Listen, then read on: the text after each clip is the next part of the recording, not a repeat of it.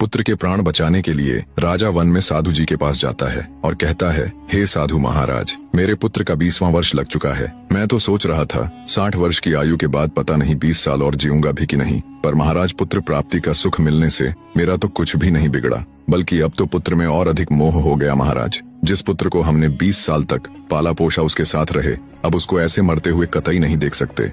इसलिए हे साधु महाराज, कृपया कोई उपाय कीजिए जिससे मेरे पुत्र की मौत टल जाए।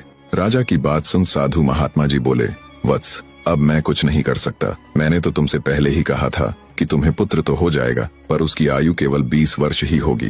राजा बोला, नहीं महाराज, ऐसा नहीं हो सकता, आप कुछ भी करके इसका हल निकालिए। पुत्र मोह में राजा साधु महाराज के चरणों को पकड़कर बस एक ही रट लगाए जा रहा था, कुछ कीजिए महाराज। अंततः महात्मा जी बोले, सुनो बेटा, निश्चित काल में तुम्हारे पुत्र की मृत्यु न हो, उसका केवल एक ही उपाय है कि उसका विवाह किसी ऐसी कन्या के साथ कर दिया जाए जो अपने से पहले अपने पति को न मरने दे।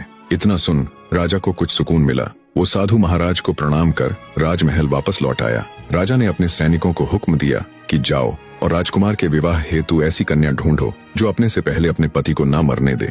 राजा का हुक्म मिलते ही उसके सैनिक देश के कोने कोने में फैल गए।